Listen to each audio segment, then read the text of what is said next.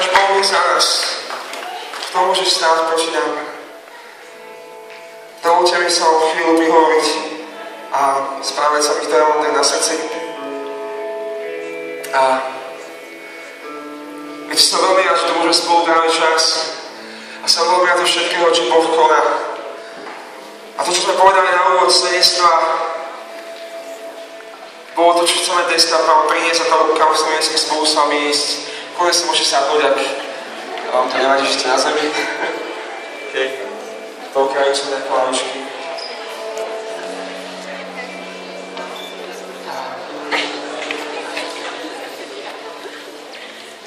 Viete, som presvedčený, že život kresťana, život v cirkvi častokrát necháva ležať taký poklad neba, ktorý máme niekde v banke. V presvedčení, že to bohatstvo dostaneme, keď prídeme do neba. Neviem, či ste sa s tým stretli, ale ja som sa s tým stretol veľakrát a počul som veľa vyučovaní a veľa kázaní a veľa rozprávaní o tom, že tento život žijem preto, aby som sa nejakým spôsobom legitimoval a zaslúžil si vstupenku do neba. A potom bude fajn. A zdalo sa mi to strašne málo. Zdalo sa mi to, že musí byť predsa niečo viac. A nevedel som sa s tým nejak stotožniť a preto som hľadal niečo ďalej. Hľadal som, čo o tom hovorí Božie slovo, čo o tom hovorí sám Boh. A viete, som presvedčený a viem, že Boh vydobil viac ako len postavenie nejakých omilostených hriešníkov. To, čo si dostal, to, čo sme dostali tým, že Ježiš išiel na kríž a to, čo sa stalo vtedy ten večer, nie je to, že máme ísť s takým maličkým vedomím toho, že Pán Boh nám snáď odpustil naše hriechy. Ale bolo to mnoho viac. A viete, som fascinovaný, keď spolu môžeme spievať Bohu chvále, keď môžeme oslavovať, lebo pravdy, ktoré On vydobil pre nás, sú nekonečné a On je Boh, ktorý zjavuje svoju slávu, ktorý dal všetko so svojím synom pre nás. A my v tom môžeme ísť. A je mi ľúto, že niekedy stojíme ako kresťania niekde bokom a uchovávame si bohatstva a dedičstva, ktoré nám patrí niekde v svojej duchovnej banke, aby sme si to vybrali, keď prídeme do neba. Aby sme si mohli zaplatiť nejaký vstup. Viete, to nebude drahá letenka. To je milosť, ktorá je zadarmo. Božie slovo hovorí, tým, ktorí ho prijali, dal moc sa stať Božími deťmi. Tým, čo uverili v jeho meno. Kto si, kto som ja. A tým, ktorí ho prijali, sa dal moc stať sa Božími deťmi.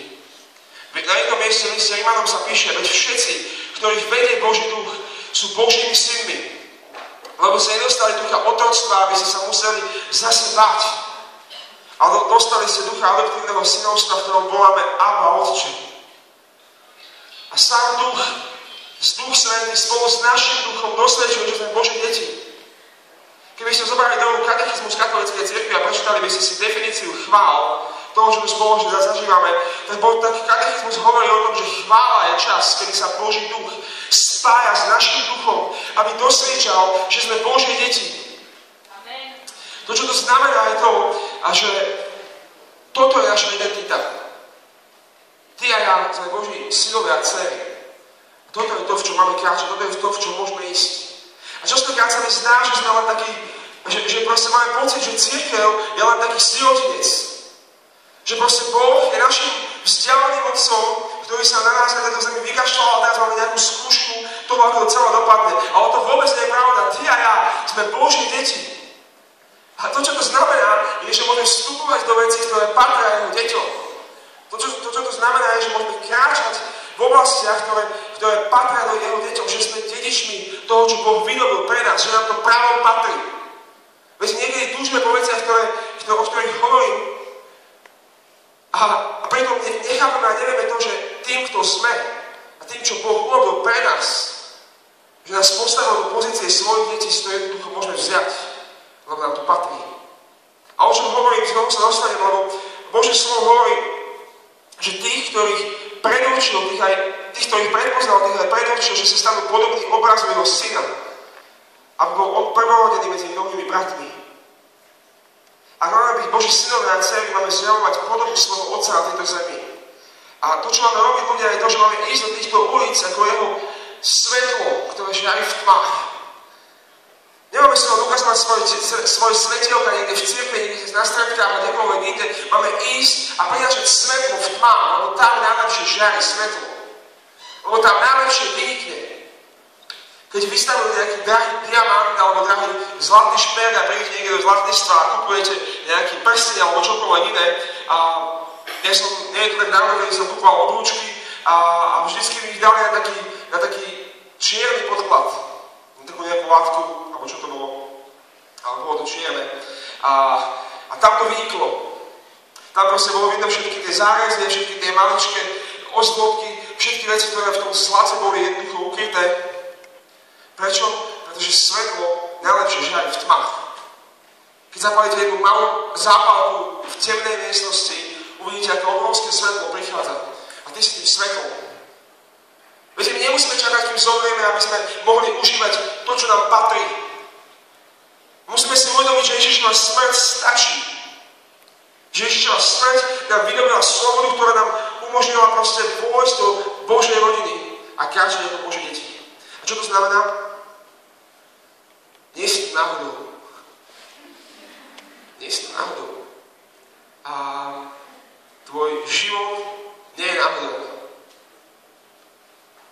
A nemáš si tento život na zemi len tak utrpieť. Nemáš len tak čakať, čo bude potom. Boh ťa miluje. Boh ťa miluje.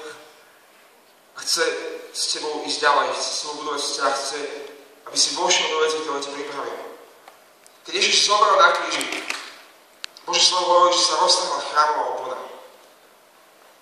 Vodvoje od vrchu až do spodku. A zem sa odresla a skaly búkali. Viete, čo to znamenalo ľudia?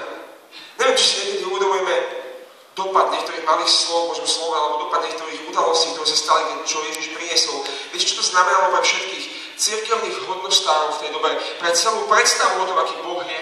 To bola zmena absolútne všetkom. Zrazu Boh, ktorý bol zavretý niekde v starozákonnom chráme, kde mohol vstúpiť veľký a zraz do roka aj to len po patričnom očistení a obetách a neviem čo všetko, pravidlách, ktoré musel splniť. A keď to nesplnil správne, tak zomrel z toho, že tam bola Božia prítomnosť. Ľudia, ktorí stále niekde za múrom a oslavovali Boha. A zrazu to celé praskne vo dvore. A my môžeme vstúpiť do svätyne svätých. Farizejom sa zrujnovala celý systém. Celá doterajšia spoločnosť a náboženstvo v tej dobe sa absolútne prevrátilo na ruby. Pretože Boh otvoril svätyňu svätých, do ktorej keď si vstúpil predtým, jeho prítomnosť sa usmrtila, lebo si nebol hodný a dneska otvára svoje dvere a ty môžeš prísť blízko. Ty môžeš prísť blízko. Ježiš zaplatil.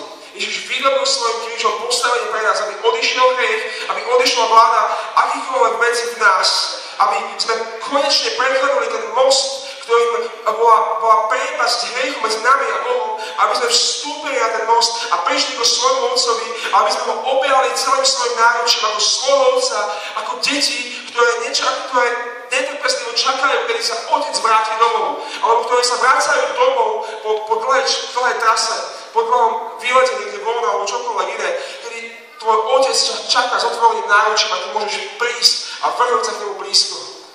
Toto nám patrí.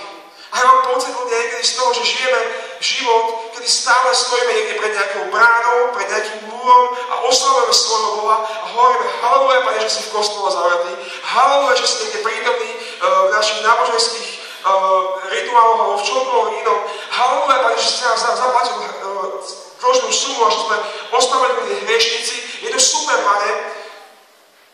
A môj život je síce trochu veci, ale to vôbec nevadí. Lebo ty si zaplatil, Pane. Ľudia, ten múr je preč. Môžeš prísť úplne blízko. Ježiš ti vydobil vstup do Božej prítomnosti. Ježiš zmenil náš stav. Nastavil pôvodné poslanie človeka na tejto zemi, kedy povedal, že môžeš vstúpať do jeho blízkosti, do jeho slávy a kedy povedal, že môžeš ísť hlásať približilo sa Božej kráľovstvo. chorých uzdravovať, mŕtvych kriesiť, malomyslných očisťovať, zadarmo dávať. Kresťanský život, ľudia, nie je iba kríž, ale to je smrtvý vstanie. My sa zdá, že sme sa tak veľmi dobre naučili chodiť v tom, že sme zobrali svoj kríž a začali nasledovať Krista. A tak sme